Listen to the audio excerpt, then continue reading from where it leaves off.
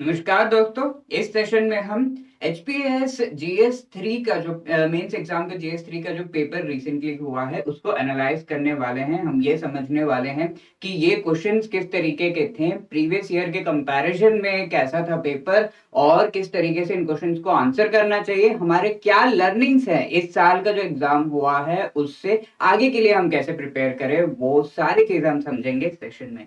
तो सबसे पहले समझ लेते हैं कि ये जो पेपर था इसमें जो डिफरेंट कंपोनेंट्स थे उनकी वेटेज किस तरीके से थी। तो इंडियन इकोनॉमी की अगर मैं बात करूं, टोटल 200 मार्क्स में से 44 मार्क्स का इंडियन इकोनॉमी का जो है पेपर, और ये सबसे हाईएस्ट जो है मार्क्स इसमें इस पर्टिकुलर पार्ट में आए थे, जो कि हमारा यूनिट 1 हो जाता है। यूनिट 1 से मेनली जो सब यूनिट 1 और सब यूनिट 2 है उसमें से काफी सारे सवाल पूछे गए थे एंड अराउंड 44 मार्क्स का पेपर उसी में से आया था। हिमाचल प्रदेश की इकोनॉमी में से 24 मार्क्स का। सेकंड हाईएस्ट है स्पेस टेक्नोलॉजी, जो कि हम जानते हैं कि स्पेस टेक्नोलॉजी से काफी सारे क्वेश्चंस हर साल पूछे जाते हैं, उसी तरीके से इस बार भी पूछे गए हैं। 36 मार्क्स के जो पूरे के पूरे हमारे क्वेश्चंस थे वो स्पेस टेक्नोलॉजी में से थे। एनर्जी वाले पार्ट में से 12 मार्क्स के क्वेश्चन, हर साल हम जानते हैं कि 4 या 8 मार्क्स का 8 मार्क का क्वेश्चन तो आता ही आता है एनर्जी वाले पार्ट में से, तो वो आया था। मॉडर्न टेक्नोलॉजी जो हिमाचल प्रदेश में है, जो कि हमारा यूनिट 2 का सब यूनिट 3 है, उस पार्ट में से 20 मार्क्स के क्वेश्चंस पूछे गए हैं। एनवायरनमेंट में से 16 मार्क्स के। एग्रीकल्चर वाला जो पार्ट है उसमें वो काफी ज्यादा इंपॉर्टेंट हो जाता है, अलग अलग टर्म्स जो दिए हुए हैं उससे रिलेटेड सवाल हर साल पूछ लिए जाते हैं, राइट। तो 28 मार्क्स के क्वेश्चन आए थे। और टूरिज्म हम जानते हैं कि एक 20 मार्कर क्वेश्चन हर साल आता ही है जीएस 3 के पेपर में, और वो इस बार भी आया था, ठीक है। 20 मार्कर के अलावा और खास टूरिज्म में से क्वेश्चन पूछे नहीं गए हैं। तो यहाँ पर कुल मिलाकर हम कह सकते हैं हिमाचल जीके में से 64 मार्क्स और जीएस के जो पार्ट थे उनमें से 136 मार्क्स के क्वेश्चंस पूछे गए हैं टोटल 200 मार्क्स में से। तो ईच एंड एवरी क्वेश्चन को थोड़ा सा हम एनालाइज कर लेते हैं। सबसे पहला सवाल यहाँ पर पूछा गया है, write 4 reasons to start universal basic income concept in India. तो ये सवाल हम कह सकते हैं थोड़ा सा अलग तरीके का था। ये सिलेबस से बहुत ज्यादा अलाइंड हम नहीं कह सकते हैं, बट देन ये सवाल का जो है एक तरीके से जवाब आप कहीं ना कहीं लिख सकते थे। बट यस, ये ट्रेंड से हटकर है, इस तरीके का सवाल पहले जो है पूछा नहीं गया है। ये ऑब्वियसली हम जानते हैं कि रिलेटेड है पॉवर्टी एलिविएशन से, तो पॉवर्टी वाला टॉपिक हमारे सिलेबस में तो है, यूनिट 1 में आप देखोगे उसको। बट इस तरीके से ऐसे जो है सवाल पहले पूछे नहीं गए हैं, तो ये थोड़ा हम कह सकते हैं करंट जो ट्रेंड है उससे पिकअप करके पूछा गया है। तो 4 रीजंस यहाँ पर पूछे गए। सबसे पहले यूनिवर्सल बेसिक इनकम होता क्या है, इस कॉन्सेप्ट के बारे में आपको एक लाइन जो है लिखना चाहिए था, जहां पर आप ये बता सकते हो कि सीधा सीधा जो है straight away the government provides assistance and money to the people in different ways, जो है असिस्टेंस प्रोवाइड की जाती है एडल्ट पीपल को, वो प्रोवाइड की जाती है, जहां पर ये मोस्टली अनकंडीशनल वे में ये पैसे जो है दिए जाते हैं, राइट। तो ये हम कह सकते हैं एक लेवल ऑफ लिविंग को जो है जो पीपल का पॉवर्टी एलिविएशन हो गया, साथ में एक सर्टेन लेवल ऑफ लाइफ जो है उसको अटेन करने के लिए ये हेल्प करता है। तो यहाँ पर रीजंस आप लिख सकते हो जैसे कि पॉवर्टी एलिविएशन, साथ में जो गवर्नमेंट के प्रोग्राम्स हैं उन प्रोग्राम्स के थ्रू जो मनी दी जाती है, डायरेक्ट बेनिफिट ट्रांसफर्स किए जाते हैं, वो मोस्टली कंडीशनल होते हैं। तो ये अनकंडीशनल वे में गवर्नमेंट हेल्प कर सकती है पीपल के लिविंग स्टैंडर्ड्स को बेटर करने के लिए, ठीक है। तो अनकंडीशनल वे ऑफ सपोर्ट जो है गवर्नमेंट प्रोग्राम्स को मिल सकता है बिकॉज ऑफ दिस थिंग। इस तरीके से आप 4 रीजन लिख सकते थे। और ये क्वेश्चन थोड़ा सा जो है आप रिसेंट ट्रेंड अगर देख रहे हो तो आप आराम से इसको फ्रेम कर सकते थे, राइट। इसी तरीके से सेकंड क्वेश्चन अगर हम देखें तो ये काफी प्रेडिक्टेबल था। यहाँ पर पूछा गया है objectives of national manufacturing policy. तो स्ट्रेट अवे एक टॉपिक है हमारे यूनिट 1 में जीएस 3 के, उसमें से पूछा गया है। ऐसा सवाल पहले भी पूछा गया है, what are the features of national manufacturing policy, और हमारे जो टेस्ट सीरीज है उसमें भी ये सवाल पूछा गया है। जो हमने टेस्ट सीरीज बनाया था उसमें से ये सवाल है। National manufacturing policy straight forward आपको जो है यहाँ पर देखने को मिल रहा है, ठीक है। तो यहाँ पर आप लिख सकते थे about the national manufacturing policy, जो कि लेटेस्ट 2011 की है, और उसमें यहाँ पर ऑब्जेक्टिव्स पूछे गए हैं। तो आप बता सकते हो increasing sectoral share of manufacturing, manufacturing का शेयर जो जीडीपी में है उसको बढ़ाने का एक ऑब्जेक्टिव है। दूसरा ऑब्जेक्टिव है एम्प्लॉयमेंट को बढ़ाने का। तीसरा promoting national investment in manufacturing zones, ऐसे जोन्स जहां पर बहुत सारे इंसेंटिव दिए जाते हैं फॉर मैन्युफैक्चरिंग एंड ऑल्सो वो एक्सपोर्ट को सपोर्ट करता है, राइट। तो वो चीजें हम लिख सकते हैं। Promoting partnerships with the private sector, also with foreign जो कंपनीज है डिफरेंट कंट्रीज उसके साथ मैन्युफैक्चरिंग के सेक्टर में हम पार्टनरशिप्स को प्रमोट करने के लिए ये चीजें कर रहे हैं। तो ये सारे ऑब्जेक्टिव्स आप लिख सकते हो। 4 मार्क्स के लिए आया है, ये चीजें आप यहाँ पर इस तरीके से इंडिकेट कर सकते हो, राइट दोस्तों। तो ये आप कर सकते थे। अब थर्ड क्वेश्चन देखिए, कैपिटल अकाउंट कन्वर्टेबिलिटी। ये थोड़ा अलग तरह का क्वेश्चन है, बट ये प्रेडिक्ट किया जा सकता था।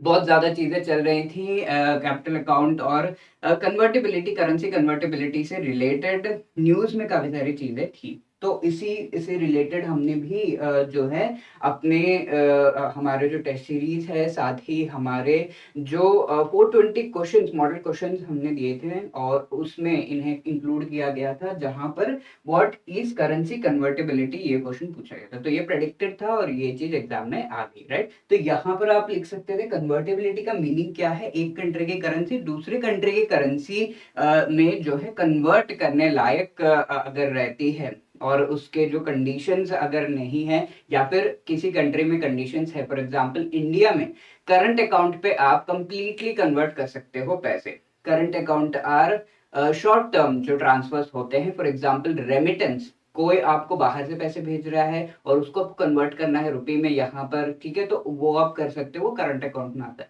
अब capital account convertibility, capital account होता है जो कि एसेट्स, आपकी एक फैक्ट्री है लेट्स से इन अमेरिका और वहां से आपको प्रॉफिट हो रहा है, तो बहुत ज्यादा पैसे होंगे जिससे उसका आपको प्रॉफिट होगा, या फिर आप इंडिया से पैसे कन्वर्ट करके डॉलर्स में ले जाना चाहते हो और फिर बहुत बड़ी फैक्ट्री जो है वो एस्टेब्लिश करना चाहते हो इन अमेरिका, तो वो कन्वर्शन जो एक बार में आप कर सकते हो उस पर एक लिमिट है, ठीक है। तो कैपिटल अकाउंट कन्वर्टेबिलिटी के बारे में आप इस तरीके से बता सकते हो। तो सबसे पहले आप कन्वर्टेबिलिटी बताना है, बहुत ही ब्रीफली आप टाइप्स बता सकते हो कि current account and capital account की कन्वर्टेबिलिटी होती है। कैपिटल अकाउंट कन्वर्टेबिलिटी में ये सारी चीजें आप लिख सकते हो।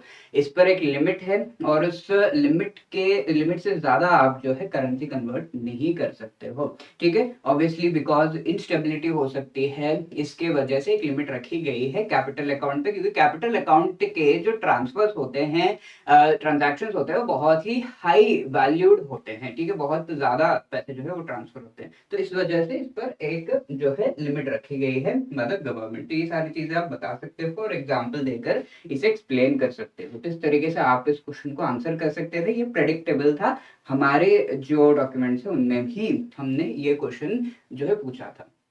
इसी के साथ आप जो है फोर्थ क्वेश्चन देख रहे हो, तो डब्ल्यूटीओ से रिलेटेड क्वेश्चंस तो पूछे गए हैं, बट यहाँ पर इस बार एग्रीमेंट, जो एग्रीमेंट ऑन एग्रीकल्चर, यस ये चीज भी हम कह सकते हैं एक तरीके से काफी ज्यादा न्यूज में थी, तो इससे रिलेटेड क्वेश्चन पूछ लिया गया है। Agreement on agriculture under WTO, तो आप लिख सकते हो कि कब ये एग्रीमेंट साइन किया गया था, तो वो आपका फर्स्ट पॉइंट हो सकता है 1995 में। हम कह सकते हैं ये एग्रीमेंट एक तरीके से जो है पूरे जो है बनकर सामने आया, इट केम इनटू बीइंग, ये आप लिख सकते हो। और इस एग्रीमेंट का मेन एम क्या था, जो ट्रेड है एग्रीकल्चरल प्रोडक्ट से रिलेटेड, साथ में जो गवर्नमेंटल सपोर्ट, तो आप कह सकते हो दो तरीके से, जो कि कंट्रीज के बीच का जो ट्रेड है उस एग्रीकल्चरल प्रोडक्ट से रिलेटेड, उससे रिलेटेड प्रोविजंस इसमें है, साथ में डोमेस्टिक जो सपोर्ट मिल रहा है बाय द गवर्नमेंट्स, ठीक है, जिस फॉर एग्जांपल इंडिया में जो सब्सिडीज दिए जा रहे हैं, तो उन सब्सिडीज से रिलेटेड जो है इसमें प्रोविजंस दिए गए हैं। एक एग्जांपल हम ले सकते हैं कि इसमें different kinds of subsidy boxes हैं, ठीक है। तो यहाँ पर आपको amber box, blue box, green box जो है ये सब देखने को मिलेगा। तो ये सारे बॉक्सेस इंडिकेट करते हैं कि किस तरीके से ये जो सब्सिडीज हैं वो हेल्प प्रोवाइड कर रहे हैं, और क्या इन सब्सिडीज के वजह से जो एक्सटर्नली बाहर से एग्रीकल्चरल जो प्रोडक्ट्स इंडिया में आते हैं उन पर कोई असर हो रहा है। उसके बेसिस पर इन सब्सिडीज को क्लासिफाई किया जाता है। जैसे इंडिया के काफी सारी सब्सिडीज बाहर इस तरीके से हैं कि बाहर से जो प्रोडक्ट्स एग्रीकल्चरल प्रोडक्ट्स आते हैं उनको जो है कॉम्पिटिटिव नहीं रहने देते हैं, उनके मुकाबले काफी ज्यादा सस्ते हैं और आराम से हम इंडिया के डोमेस्टिक जो प्रोडक्ट्स है उन्हें ही खरीदेंगे, उन्हें ही प्रेफरेंशियली खरीदेंगे। जो कम दाम का होगा, अच्छा क्वालिटी, आप वही खरीदोगे, राइट। तो वो जो है बाहर से जो आ रहे हैं प्रोडक्ट्स उनको थोड़ा हार्म कर रहे हैं। तो कई सारे सब्सिडीज एम्बर बॉक्स में है, ठीक है। एम्बर बॉक्स इस तरह के सब्सिडीज को केटर करते हैं। तो ये चीजें हम कह सकते हैं कि एग्रीमेंट ऑन एग्रीकल्चर जो डब्ल्यूटीओ के अंदर है उसको केटर करती है। तो ये पॉइंट्स आप लिख सकते थे इस क्वेश्चन के आंसर के रूप में। यहाँ describe the status and potential of wind energy, काफी ज्यादा प्रेडिक्टेबल क्वेश्चन। विंड हो गया, सोलर हो गया, इनमें से किसी एक पर तो सवाल पूछा ही जाता है हर साल, और यहाँ पर ये पूछ लिया गया है 4 मार्क्स के लिए। तो ये चीज हमारे जो डॉक्यूमेंट्स है टेस्ट सीरीज में जो है हमने पूछ रखा था। तो describe the potential and limitations of wind power, और इवन प्रीवियसली भी ये क्वेश्चन जो है इस तरीके का क्वेश्चन आ चुका है। विंड सोलर इससे रिलेटेड क्वेश्चंस पूछे गए हैं। तो आप विंड एनर्जी, विंड पावर होता क्या है, और इंडिया के कॉन्टेक्स्ट में भी आप बता सकते हो ये जो विंड पावर है उसके बारे में। स्टेटस एंड पोटेंशियल पूछा गया है, तो पोटेंशियल आप बता दो कि इंडिया के कॉन्टेक्स्ट में किस तरीके से है। स्टेटस अभी का क्या है वो आप इसमें जो है ऐड कर सकते हो। फॉर एग्जांपल कैपेसिटी कितनी है, कितना हम पर एनम एक्सट्रैक्ट कर सकते हैं, और अभी की टोटल इंस्टॉल्ड कैपेसिटी आप बता रहे हो, तो अभी का स्टेटस जो है वो बता रहे हो as per the government website से, ठीक है। रिसेंट असेसमेंट के हिसाब से हम कह सकते हैं कि और ज्यादा पोटेंशियल है, तो वो आप बता रहे हो। कौन से स्टेट्स में ज्यादा पोटेंशियल है वो आप बता रहे हो, ठीक है। पोटेंशियल, स्टेटस, ये सभी आपने यहाँ पर बता दिया, और कुछ पॉइंट्स ऑफ स्टेटस से रिलेटेड ऐड कर सकते हो इनमें, राइट। तो इस तरीके से इस क्वेश्चन को आंसर कर सकते हो, प्रेडिक्टेबल था। 6th क्वेश्चन अगर हम यहाँ पर देखें तो describe the objectives of EDUSAT mission, ठीक है। तो ज्यादातर प्रीवियसली हम ये देख रहे थे कि क्वेश्चंस जो हैं ये स्पेस टेक्नोलॉजी के मिशन से रिलेटेड, वो मोस्टली लेटेस्ट जो मिशंस हैं उनसे क्वेश्चंस पूछे जाते थे। बट ये वाला जो मिशन है ये काफी ज्यादा पुराना है, राइट। तो इस मिशन से क्वेश्चन बहुत ज्यादा एक्सपेक्टेड नहीं था। 2004 का एक्चुअली ये मिशन है। बट ये चीज अब आगे के लिए हमें देखना होगा। आगे के लिए इंपॉर्टेंट जो मिशंस हैं पुराने, उनको भी हमें प्रिपेयर करना होगा। फॉर एग्जांपल पहले पूछा गया चंद्रयान 1 से रिलेटेड, तो ये मार्स ऑर्बिटर मिशन से रिलेटेड, तो ये सारे उस समय पर काफी ज्यादा इंपॉर्टेंट जो है मिशंस थे, उस समय पर करंट जो है अफेयर्स का पार्ट थे ये। तो इस वजह से ये पूछ लिया गया। बट देन ये थोड़ा सा हटके था, तो थोड़ा सा शायद डिफिकल्टी हुई होगी। तो इसको आंसर करने के लिए अब इसकी टेक्निकल डिटेल्स यहाँ पर बता देते हैं। स्पेसक्राफ्ट का मास क्या है, पेलोड क्या है, लॉन्च कब हुआ था, कहाँ से किया गया था, और लॉन्च व्हीकल मेंशन करना थोड़ा सा इंपॉर्टेंट हो जाता है। ऑल्दो रिमेंबर याद करना डिफिकल्ट है। जीएसएलवी पर जो है इसे लॉन्च किया गया है जियो स्टेशनरी ऑर्बिट में, और मिशन की लाइफ 7 ईयर्स की है, ठीक है। तो ये सारी चीजें हमने यहाँ पर मेंशन कर दी, और एम भी यहाँ पर जो है आप मेंशन कर सकते हो। एडुसैट नाम से हमें पता चल रहा है एजुकेशनल सैटेलाइट है, ये फर्स्ट डेडिकेटेड एजुकेशनल सैटेलाइट। तो ये बहुत ही ज्यादा इंपॉर्टेंट एक सैटेलाइट हो जाता है। और रिसेंटली हमने ये भी देखा कि कई सारे एजुकेशन में जो है टेक्नोलॉजी यूज करने का काम किया गया है। ऑब्वियसली कोविड पेंडेमिक के वजह से बच्चे स्कूल तक जा नहीं पा रहे थे, तो घर तक स्कूल लाने के काम किए गए हैं। उनमें से एक चीज है सैटेलाइट, जो है सैटेलाइट डेटा को यूज करने का काम भी किया गया। तो उस चीज में शायद पूछा होगा ये क्वेश्चन, ठीक है।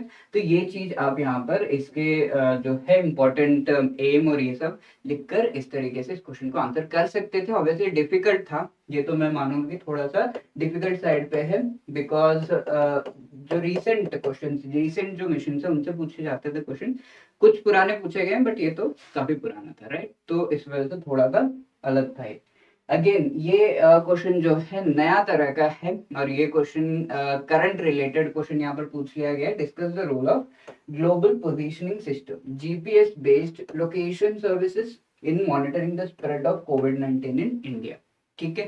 तो ये काफी अलग था। मोस्टली लोग एक ही चीज लिख पाएंगे यहाँ पर, वो है आरोग्य सेतु ऐप के बारे में, ठीक है। थ्रू आरोग्य सेतु ऐप हमारी गवर्नमेंट ने जो है जीपीएस से लोकेशन को ट्रैक करके जो पीपल हैं जो इन्फेक्टेड है एक्चुअली, उनको जो है ट्रैक करना और उनसे रिलेटेड इन्फॉर्मेशन प्रोवाइड करना कि आसपास आपके कितने इन्फेक्टेड पीपल है। तो ये सारी चीज़ें आपको पता चल जाती थी लॉकडाउन के समय पर, जब ये ऐप एकदम जो है आपने इंस्टॉल किया। तो ये जो है जीपीएस से लोकेशन जो पेशेंट्स का है एंड वेरियस पीपल जो इस ऐप को इंस्टॉल कर रहे हैं उनका भी लोकेशन बेस्ड इंफॉर्मेशन जो है वो लेता था और उसके बेसिस पर एनालाइज करके डेटा जो है प्रोवाइड करता था। ठीक है।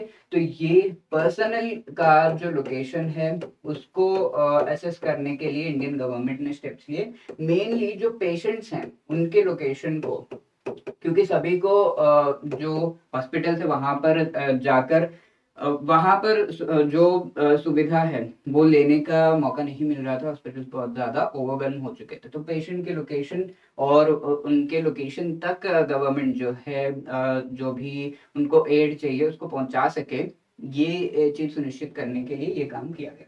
इसके साथ साथ कई सारे जो पीपल थे जो एक्चुअली जैसे वर्कर्स, म्युनिसिपल वर्कर्स हैं, उनको वेरेबल जीपीएस डिवाइसेस जो है आपको पहनना होगा और इससे आपकी जो लोकेशन है और उस लोकेशन के बेसिस पर आपका जो है आपको ट्रैक करके अगर आपके हेल्थ में वेरिएशन आ रहा है तो आपको हेल्प करने की कोशिश की जाएगी। ये किया गया था, वेरेबल जीपीएस जो है इसको भी लाया गया था।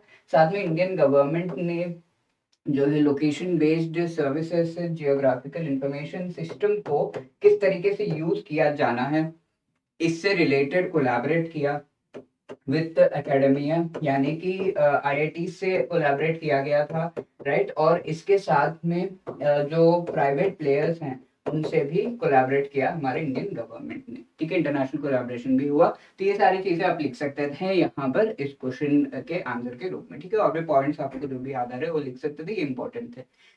तो वो क्वेश्चन थोड़ा सा हम कह सकते हैं हटकर था, थोड़ा सा ऑन द अबव मॉडरेट या फिर थोड़ा सा डिफिकल्ट साइड पे था। अब ये क्वेश्चन काफी ज्यादा प्रेडिक्टेबल, अगेन ये प्रेडिक्टेबल क्वेश्चन है क्योंकि यहाँ पूछा गया है what are the main features of Indian wildlife protection act 1972। पहले भी 2018 में पूछा गया है और हमारे टेस्ट का भी ये पार्ट रहा है, राइट। तो यहाँ पर आप इस एक्ट के बारे में लिख सकते हो और उसके बाद में उसके main features, prohibition of hunting, prohibition of cutting और uprooting certain plants और declaring and protecting wildlife sanctuaries, और ये सारी चीजें आप यहाँ पर लिख सकते हो जो भी इस एक्ट के तहत प्रोविजन है, राइट। और इसके साथ कई सारे बॉडीज को एस्टैब्लिश करने का जो मैंडेट है वो इस एक्ट से जो प्रोवाइड किया गया है, जैसे कि national state board for wild life central authority वगैरह इस एक्ट के तहत एस्टैब्लिश की। तो ये चीजें आप यहाँ पर इस तरीके से लिख सकते थे, राइट। ठीक है, काफी प्रेडिक्टेबल क्वेश्चन था, ये प्रिपेयर तो आपको करना ही था।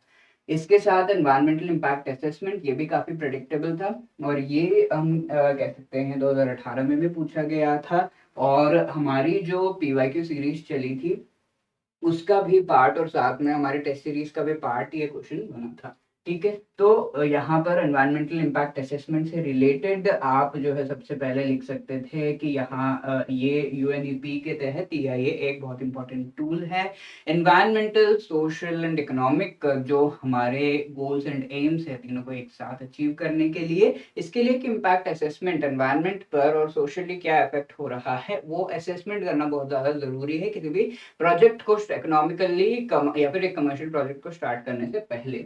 तो उसके प्रोसेस एम हमने बता दिया और प्रोसेस के जो स्टेप्स है वो पूछे गए हैं। तो ये सारे steps screening, scoping, impact analysis, mitigation, reporting और मॉनिटरिंग, ये सारे स्टेप्स आप लिख सकते हो जो कि इम्पोर्टेंट है इस चीज के स्टेप्स है। ठीक है, तो ऑब्वियसली ये 9th क्वेश्चन था यानी कि 4 मार्क्स का है, तो थोड़ा शॉर्ट में आपको ये चीजें मेंशन करनी थी, राइट।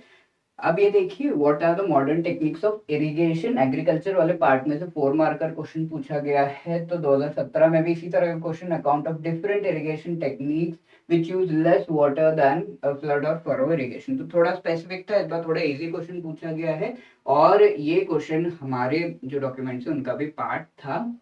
और यहाँ पर आप लिख सकते थे इरिगेशन के बारे में सबसे पहले लिखते, फिर टाइप्स ऑफ इरिगेशन जो अभी यूज किए जा रहे हैं, surge irrigation, natural, artificial, surface irrigation, sprinkler, drip irrigation के बारे में आप जो है मॉडर्न टेक्निक्स इस तरीके से मेंशन कर सकते थे। इसी तरीके से 11th क्वेश्चन आप देखिए, describe the objectives of national research and technology consortium of Himachal Pradesh. थोड़ा सा डीप ये पूछा गया है क्वेश्चन, एंड हिमाचल वाला जो पार्ट था थोड़ा सा मैं कह सकता हूँ कि थोड़ा सा डिफिकल्ट साइड पे ही था। डायरेक्ट जो हमारे सिलेबस में टॉपिक दिए गए हैं उनमें से हम ये नहीं था, वेबसाइट्स में से सीधा सीधा पूछ लिया गया था क्वेश्चन, तो थोड़ा सा डिफिकल्ट साइड पे ही था ये वाले क्वेश्चन। तो इससे रिलेटेड यहाँ पर ऑब्जेक्टिव्स पूछे गए हैं, तो वेबसाइट जो है इसकी एनआरटीसी की, उसमें आराम से आपको ये सारे ऑब्जेक्टिव्स दिए गए हैं, तो ये सारे आपको वहाँ पर मेंशन करने थे। सबसे पहले एनआरटीसी के बारे में थोड़ा सा मेंशन कर देते हैं। ये सोसाइटी रजिस्टर्ड है, ऑटोनॉमस नॉन प्रॉफिट ऑर्गेनाइजेशन है, हिमाचल प्रदेश गवर्नमेंट, और ये इसका मेन एम है इंडस्ट्रीज को जो है रिसर्च एंड डेवलपमेंट के थ्रू हेल्प करना। तो यहाँ पर ऑब्जेक्टिव्स हम बता रहे हैं, advance, acquire and disseminate scientific knowledge and technologies, research and development to provide close interaction between national international research organisations के साथ इंटरैक्ट करना, develop and manage common services and facilities जो be useful for industry and research. तो इस तरीके से इसके जो ऑब्जेक्टिव्स है वो आप ऐसे बता सकते थे। ठीक है, डायरेक्ट वेबसाइट से पूछा गया है, थोड़ा सा डिफिकल्ट है।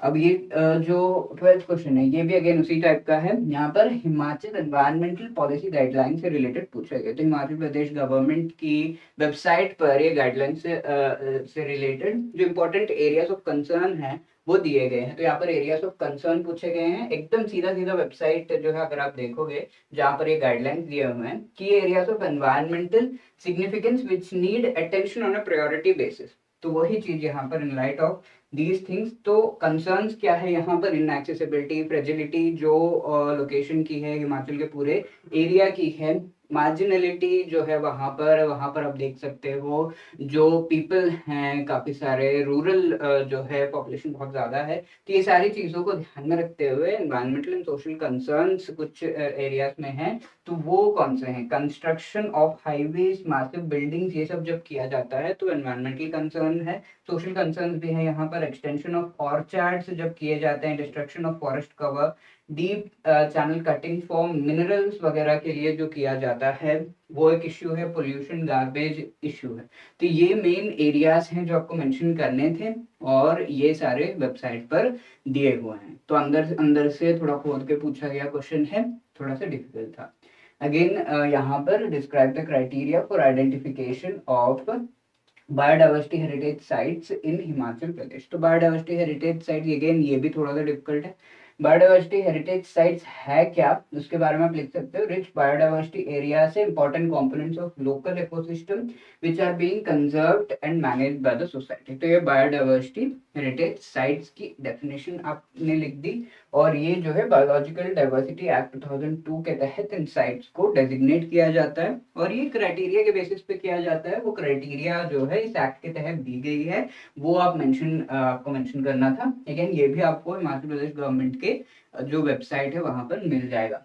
ठीक है, तो areas that contain Mosaic of natural, semi natural, man made habitats जहां पर हैं, और यहाँ पर काफी ज्यादा डाइवर्सिटी ऑफ लाइफ फॉर्म्स है, बायोडाइवर्सिटी ऑब्वियसली वहां पर अवेलेबल है, तो वो, और सिग्निफिकेंट डोमेस्टिकेटेड बायोडाइवर्सिटी कंपोनेंट यहाँ पर जो है, और एग्रो इकोसिस्टम्स का ये बायोडाइवर्सिटी पार्ट बनता है, तो उसको भी कंजर्व करने की जरूरत है। Areas that are significant from a biodiversity point of view and also cultural aspects उससे जुड़े हुए हैं, जैसे कि कोई कुछ स्पेसिफिक प्लांट्स हैं और कुछ स्पेसिफिक एनिमल्स है जिससे हम काफी ज्यादा रिलेट करते हैं कल्चरली, रिलीजियसली, और वो सारे एक स्पेसिफिक एरिया में अवेलेबल हैं, तो इस एरिया को हम बायोडाइवर्सिटी हेरिटेज साइट के रूप में डेजिग्नेट कर सकते हैं, राइट।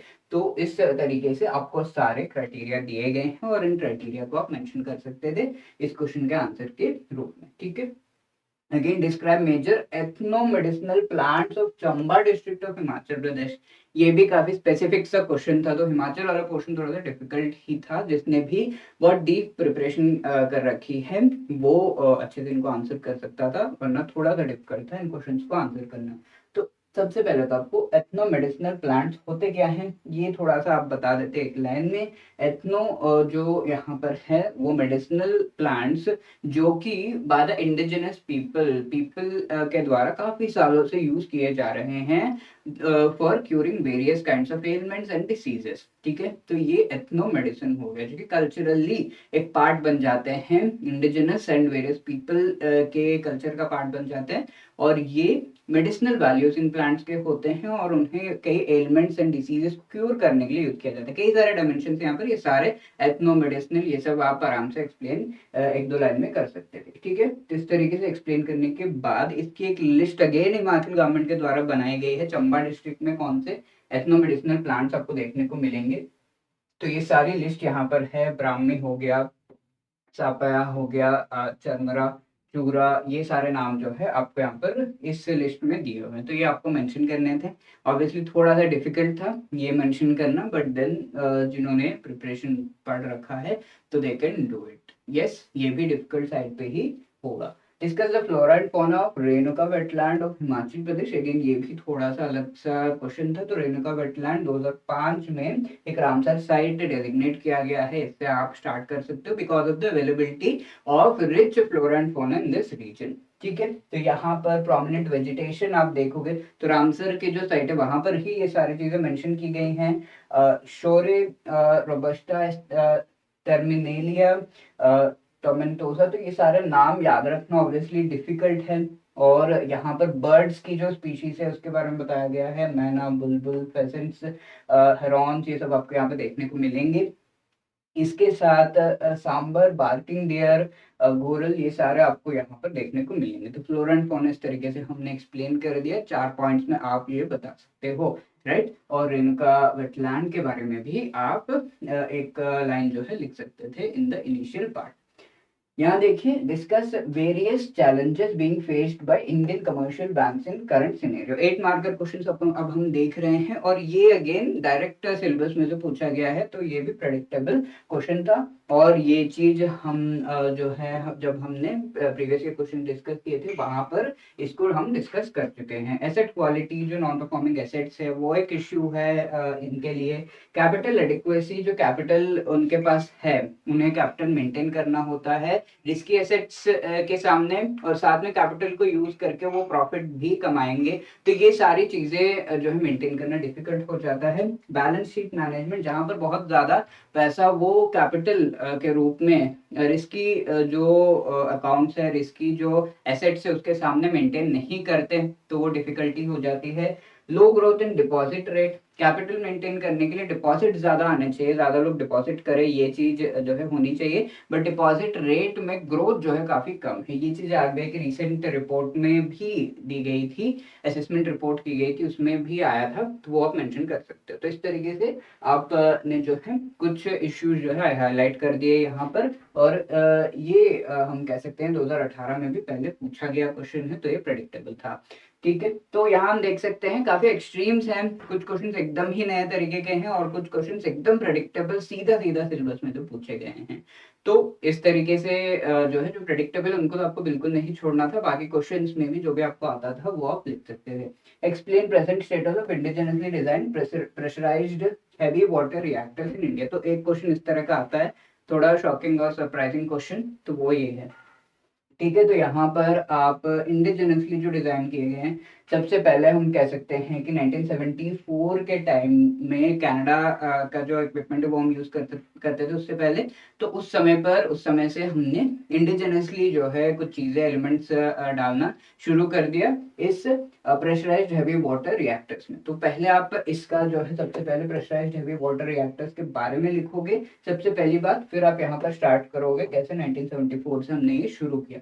2020 में सबसे पहला कंप्लीटली इंडिजिनस जो रिएक्टर है वो हमने बनाया, और अभी का स्टेटस आप बताओगे फाइनली कि किस तरीके से अभी हम कह सकते हैं कि काफी सारे इस तरीके के इंडिजिनस जो रिएक्टर्स है उनको हम डेवलप कर चुके हैं। तो ये 4 से 5 पॉइंट्स आपके जो है इस तरीके से बन रहे हैं, वो आप मेंशन कर सकते थे। नया तरह का क्वेश्चन, डिफिकल्ट था, यस। यहाँ again describe the role of remote sensing and GIS in sustainable urban planning. तो अगेन ये प्रेडिक्टेबल है, क्योंकि ये एक तरह का क्वेश्चन है जो पूछा जाता है स्पेस टेक्नोलॉजी में से। 3 तरह के क्वेश्चन हम जो है पहले भी डिस्कस कर चुके हैं जो पूछे जाते हैं। पहला तो जो मिशंस है उसमें से पूछा जाता है, फिर जो एप्लीकेशंस हैं स्पेस टेक्नोलॉजी के वो पूछा जाता है, एंड 20 मार्कर क्वेश्चन आपको देखने को मिलेगा जो कि इन टोटल जो इसरो से रिलेटेड है क्वेश्चन पूछा जाता है। तो ये 3 तरह के क्वेश्चन हर साल आते हैं, इस बार भी आए।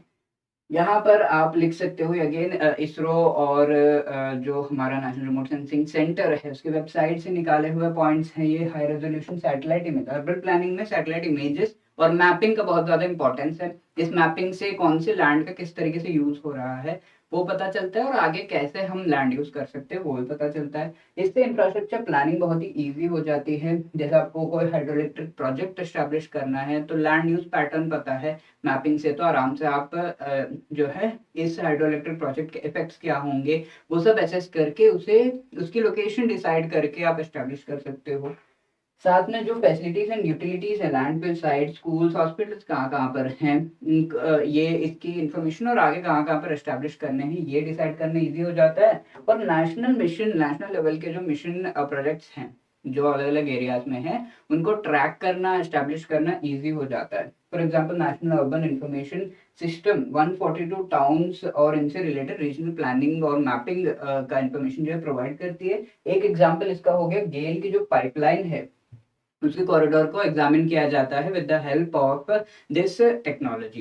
तो ये सारे अर्बन प्लानिंग में हेल्प इस तरीके से कर रहा है स्पेस टेक्नोलॉजी, ये हम लिख सकते हैं। तो अगेन ये प्रेडिक्टेबल था। रिमोट सेंसिंग एंड जीआईएस के बारे में सबसे पहले आप लिखते, पहला पॉइंट आपका वो होता, उसके बाद उसके एप्लीकेशंस, राइट। तो इस तरीके से आप मेंशन कर सकते थे। अब different methods of rain water harvesting in India, तो ये काफी ज्यादा प्रेडिक्टेबल अगेन क्वेश्चन है। 2017 में भी इसी के आसपास क्वेश्चन पूछा गया था।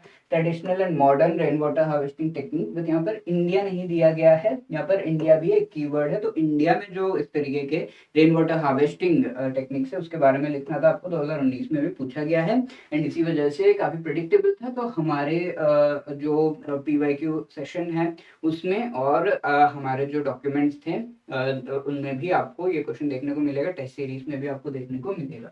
ठीक है, तो यहाँ पर रेन वाटर हार्वेस्टिंग है क्या, कलेक्ट किया जाता है रेन वाटर को और प्रेसिपिटेशन को और कैचमेंट एरिया से उसको यूज किया जाता है।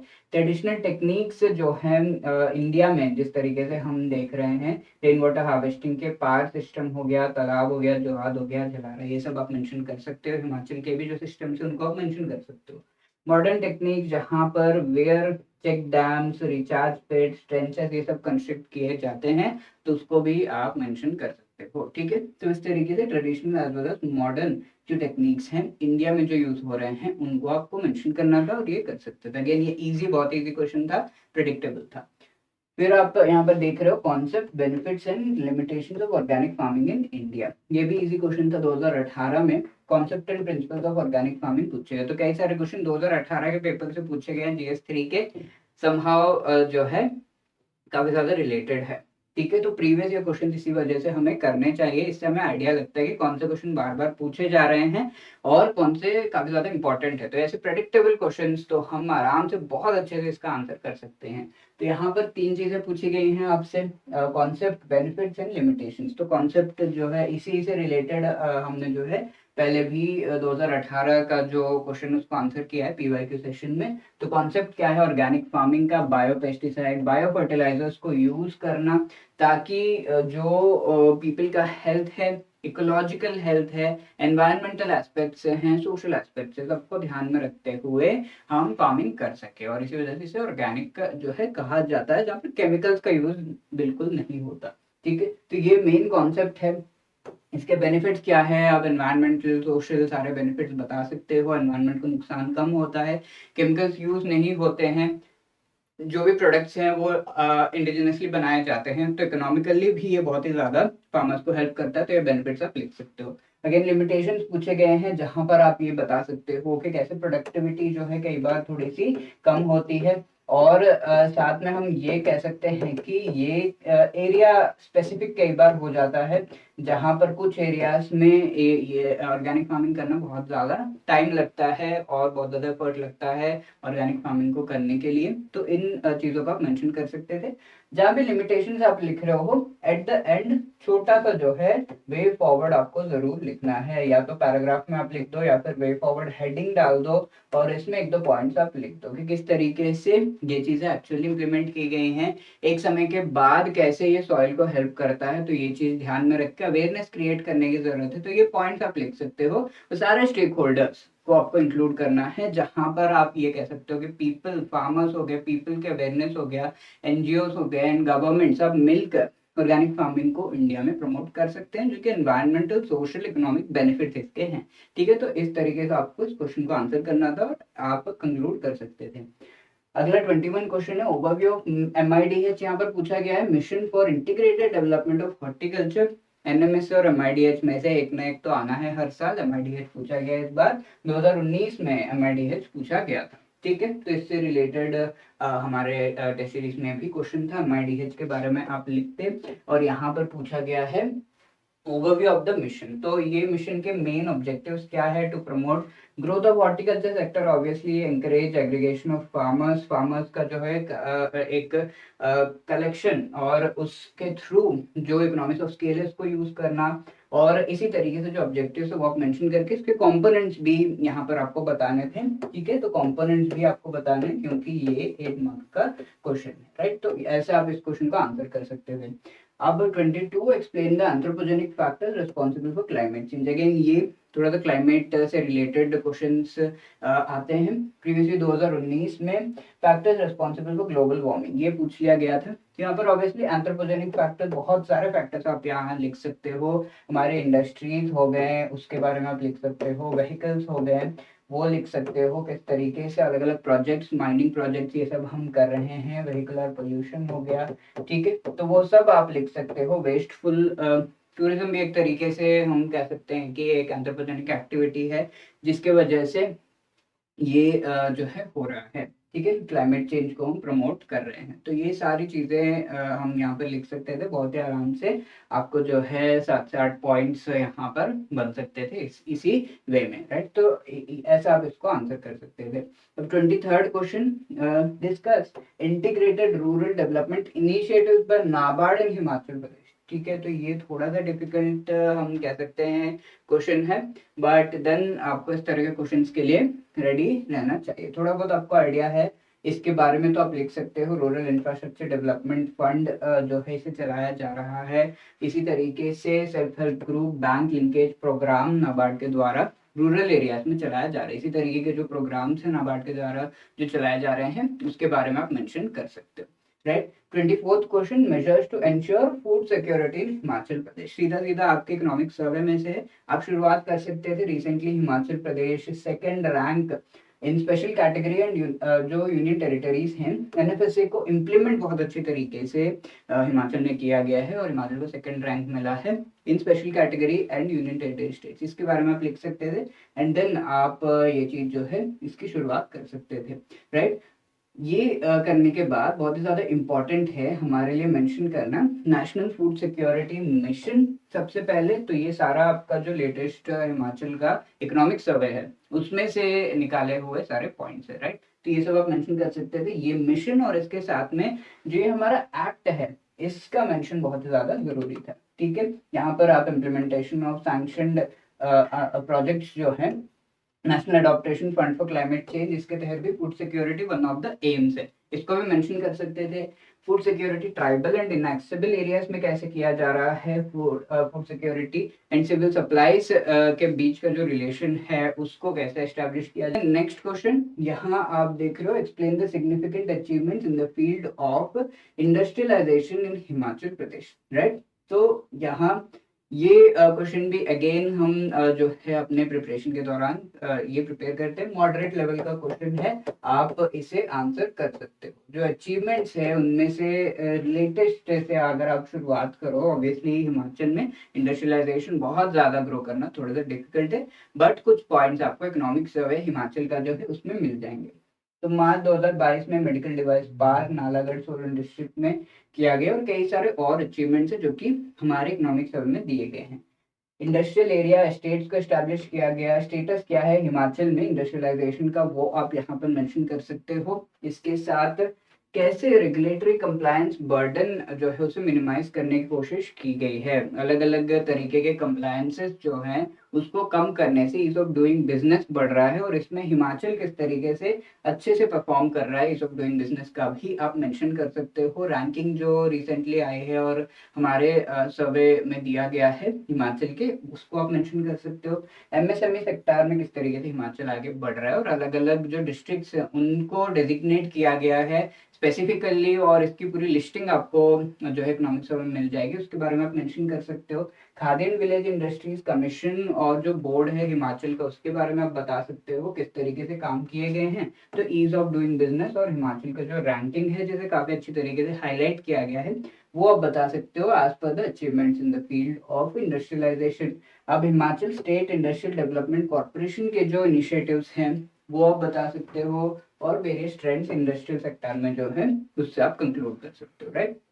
नेक्स्ट क्वेश्चन है, ये 20 मार्कर क्वेश्चन यहाँ पर, discuss the new development strategy adopted in Indian economy. थोड़ा सा कंफ्यूजिंग क्वेश्चन है, मैं इसे डिफिकल्ट ही मानूंगा, बट लेटेस्ट जो इकोनॉमिक सर्वे है उसके बेसिस पर आप इसको आंसर कर सकते थे। कैसे इंडिया जो है आगे बढ़ना चाहता है इस अमृत काल में, और यहाँ ईज ऑफ डूइंग बिजनेस जो कमर्शियल जो इंटरेस्ट हैं उसके लिए, और साथ में ईज ऑफ लिविंग पीपल के जो सोशल डेवलपमेंट को भी ध्यान में रखते हुए कई सारे एक्टिविटीज किए जा रहे हैं, जिनमें से एग्रीकल्चरल प्रोडक्टिविटी हो गया, प्राइवेट सेक्टर पार्टिसिपेशन, गवर्नेंस को बेटर किया जा रहा है, पब्लिक गुड्स को ज्यादा क्रिएट करने की कोशिश, और कैपिटल इन्वेस्टमेंट जिस तरीके से किया गया है और उसके लिए जो एलोकेशन किया गया है रिसेंट बजट में, उसके बारे में भी आप मेंशन कर सकते हो। इससे रिसोर्स एलोकेशन एनहांस होगा, और प्रोडक्टिव पोटेंशियल जो इकोनॉमी का एंड पीपल का है वो भी एनहांस होगा, और इंडिया जो है एक नए जो है स्ट्रेटेजी के साथ आगे बढ़ रहा है। तो इन सबको आप एलैबोरेट कर सकते हो जिस तरीके से हमारे लेटेस्ट सर्वे में, इंडियन जो इकोनॉमिक सर्वे उसमें दिया गया है। ये आप एक पार्ट जो है इस तरीके से इस क्वेश्चन को आंसर कर सकते थे, बट देन ये क्वेश्चन आंसर करना थोड़ा सा डिफिकल्ट था। ये अगर आपने इकोनॉमिक सर्वे जो है देख रखा है वो आप कर सकते थे, या फिर नीति आयोग का जो रिपोर्ट था उसके बेसिस पर आप जो है इस क्वेश्चन को आंसर कर सकते थे, जो इंडिया एट 75 वाला जो रिपोर्ट था, न्यू इंडिया एट 75 वाला नीति आयोग का, राइट। तो ये थोड़ा सा ऐसा था, ओपन एंडेड क्वेश्चन हो गया, जो बच्चे अपने हिसाब से इसको आंसर कर सकते थे, और आत्मनिर्भरता इन सारे पॉइंट्स को आप यहाँ पर मेंशन कर सकते थे। ओके, अब यहाँ पर पूछा गया है अगेन, हम जानते हैं कि ये अगेन एक प्रेडिक्टेबल क्वेश्चन है जो कि स्पेस टेक्नोलॉजी से पूछा ही जाता है 20 मार्क्स का, ठीक है। तो एक इंडियन इकोनॉमी, स्पेस टेक्नोलॉजी और एक हिमाचल जीके में से क्वेश्चन पूछा ही जाता है 20 मार्क्स का। यहाँ पर पूछा गया objectives and rational behind establishment of ISRO, ठीक है। 1969 में जिस तरीके से इसरो एस्टैब्लिश किया गया, और इसरो का क्या रोल है उससे रिलेटेड क्वेश्चन जो है 2017 में पूछा गया है, और उसको हमने जो है आंसर किया अपने डॉक्यूमेंट्स में। तो यहाँ पर आप ये सारी चीजें, इसरो को एस्टैब्लिश करने का rational, for example space technology को प्रमोट करना, स्पेस बेस्ड एक्टिविटीज को प्रमोट करना, प्राइवेट सेक्टर के साथ कोऑपरेशन, ट्रेनिंग, और किस तरीके से यूथ को जो है स्पेस टेक्नोलॉजी और इससे रिलेटेड एक्टिविटीज का पार्ट बना रहे हैं, वो हम मेंशन कर सकते हैं। और यहाँ पर पूछे गए इंपॉर्टेंट माइलस्टोन्स, आर्यभट्ट और SLV3 PSLV, ये लॉन्च व्हीकल्स के माइलस्टोन्स हैं। अब मिशंस के हम कह सकते हैं चंद्रयान और मार्स ऑर्बिटर मिशन बहुत इंपॉर्टेंट माइलस्टोन्स है, इसके बारे में आप मेंशन कर सकते हो। GSLV अगेन लॉन्च व्हीकल का माइलस्टोन है, किस तरीके से क्रायोजेनिक फ्यूल को हम यूज कर रहे हैं। एंड मिशन शक्ति एक इंपॉर्टेंट माइलस्टोन है, जहां पर हम एंटी सैटेलाइट जो एक मिशन है उसको चला रहे हैं, उसके बारे में आप मेंशन कर सकते हो। तो ये और इसके अलावा भी और चीजें आप मेंशन कर सकते हो यहाँ पर, but these are the most important milestones, ठीक है। स्मॉल सैटेलाइट लॉन्च व्हीकल के बारे में आप मेंशन कर सकते हो, राइट। तो ये सारी चीजें आप यहाँ पर मेंशन करते तो ये 20 मार्कर आराम से आप आंसर कर सकते थे। ये भी काफी ज्यादा प्रेडिक्टेबल है, ये चीजें हम प्रिपेयर करते हैं। अब आगे व्हाट इज इको टूरिज्म, ये भी काफी ज्यादा प्रेडिक्टेबल है। इको टूरिज्म के बारे में पहले भी पूछा गया है। Potential of eco tourism in sustainable development of state of Himachal, ये भी आप आराम से आंसर कर सकते हो। इनिशिएटिव्स के बारे में पूछा गया है, हिमाचल गवर्नमेंट के द्वारा इको टूरिज्म को स्टेट में प्रमोट करने के लिए जो लिए गए हैं।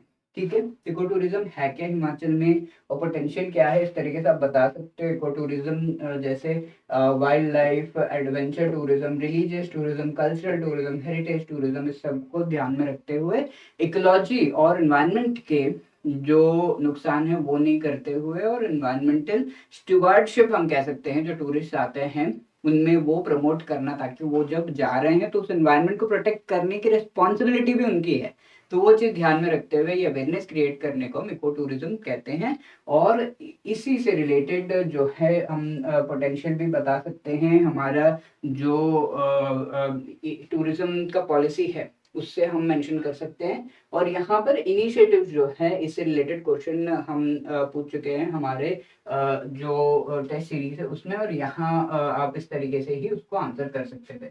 जैसे कैंपिंग, हाइकिंग, ट्रैकिंग, फिशिंग, सैंचुरीज हो गए, नेचर टूर्स हो गए, सारा पोटेंशियल है। कुछ साइट्स के नाम भी आप यहाँ पर मेंशन कर सकते थे, तो एक्सप्लेन कि इन एरियाज में बहुत ज़्यादा पोटेंशियल है। ठीक है, जैसे मंडी के कुछ एरियाज हो गए, वो जो हमारे कई इनिशिएटिव्स के पार्ट बने हैं वो आप बता सकते हो। अब इनिशिएटिव्स में जो हिमाचल गवर्नमेंट ने लिए हैं, प्रोटेक्टेड एरियाज हो गए, development of eco tourism, camping site जो है वहां पर, विलेज टूरिज्म को प्रमोट करना, किस तरीके से होम स्टेज है उनको प्रमोट किया जा रहा है। Himachal Pradesh sustainable tourism development policy 2013 में जिस तरीके से चीजें की गई हैं, इको टूरिज्म सोसाइटी इकोसॉक जो हमारा हिमाचल प्रदेश के, उसके एक्टिविटीज पॉलिसी जो है 2016 की, development of eco tourism in Himachal Pradesh, उसके जो ऑब्जेक्टिव्स हैं उनको आप मेंशन कर सकते हो। सस्टेनेबल प्रैक्टिसेस यहाँ पर जैसे फ्री ड्रिंकिंग वाटर, शिमला में जैसे इलेक्ट्रिक बसेस वगैरह चल रहे हैं वो, सोलर पार जो नागर कैसल है हमारा वहां पर, इसके साथ नई राहें, नई मंजिलें स्कीम को थोड़ा आप डिस्क्राइब कर सकते थे। इनको एलैबोरेट करके आप इस क्वेश्चन को बहुत अच्छी तरीके से आंसर कर सकते थे। बहुत ही प्यारा क्वेश्चन है ये, और ये अगेन प्रेडिक्टेबल था, राइट। तो इसके साथ आई वुड से कि इस बार का हमारा जो पेपर ओवरऑल था वो थोड़ा सा हम कह सकते हैं डिफिकल्ट साइड पे था। इसीलिए क्योंकि हर बार जो क्वेश्चंस आते थे इवन करंट अफेयर्स के वो प्रेडिक्टेबल होते थे। हिमाचल के जो 4 मार्क्स के क्वेश्चन थे थोड़े से डिफिकल्ट साइड पे थे, तो उस तरीके से उस ट्रेंड पे हमें चलना होगा। जो गवर्नमेंट वेबसाइट्स हैं उनमें ऑब्जेक्टिव्स जो अलग अलग सेंटर्स एंड जो इम्पोर्टेंट बॉडीज हैं उनके ऑब्जेक्टिव्स वगैरह आपको देखने होंगे एक बार, और उस तरीके से आपको जो है प्रिपेयर करना होगा, राइट। थोड़ा सा डिफिकल्ट टू मॉडरेट साइड पे था, और यहाँ पर ऐसा हम नहीं कह सकते कि पूरा का पूरा ही ऐसा था। काफी वेरी इजी क्वेश्चंस थे जहां पर प्रेडिक्टेबल क्वेश्चंस थे, जैसे हर साल आता है वैसे क्वेश्चंस थे। तो कुछ मार्क्स तो आप ऑब्टेन पक्का एकदम अच्छे से कर सकते थे, राइट। तो ये चीज आपको प्रीवियस ईयर क्वेश्चंस, तो हमारी लर्निंग ये है कि हम सबसे पहले तो प्रीवियस ईयर क्वेश्चंस को अच्छे तरीके से प्रैक्टिस करें, उनको आंसर करें, और उनके बेसिस पर ही पेपर आगे होने वाला जो प्रेडिक्टेबल पार्ट्स हैं, most of the paper predictable था एक्सेप्ट फ्यू क्वेश्चंस, तो वो पार्ट आप अच्छे से आंसर करो, एकदम बढ़िया से आप उसका आंसर कर सकते हो। और हमारे जो टेस्ट सीरीज वगैरह में भी ये क्वेश्चंस पूछे गए थे, तो इस तरीके से आप जो है प्रेडिक्ट करके आराम से उन क्वेश्चंस को तो जरूर आंसर करो। इसके साथ जो अभी का ट्रेंड है जहां पर हम देख रहे हैं कि करंट अफेयर्स और थोड़े से क्वेश्चन जो हैं एनालिटिकल साइड पे चले गए हैं, एनालाइज आपको करना है। तो ये चीज जो है थोड़ा सा आपको ध्यान में रखना है। जब भी आप कोई चीज पढ़ रहे हो इसके पीछे के प्रोस एंड कॉन्स, कंसर्न्स वगैरह थोड़ा सा देख लो, राइट। तो ये हमारी लर्निंग होगी इस बार के पेपर से। आई होप इस सेशन से आपको काफी ज्यादा हेल्प मिली होगी आगे के प्रिपरेशन के लिए। और हमारे यूट्यूब चैनल को ऐसे ही वीडियोस के लिए जरूर सब्सक्राइब करिएगा, हमारे टेलीग्राम चैनल को जरूर ज्वाइन करिएगा, जिसका लिंक आपको डिस्क्रिप्शन में मिल जाएगा। इसके अलावा कोई भी क्वेरीज है आपके, आप कॉल कर सकते हो 8146207241 पर, या आप मेल कर सकते हो alert@edutap.co.in पर। ऑल द बेस्ट दोस्तों, ऐसे ही तैयारी करते रहिएगा, कॉन्फिडेंस हाई रखिए। All the best, thank you, जय हिंद, जय हिमाचल।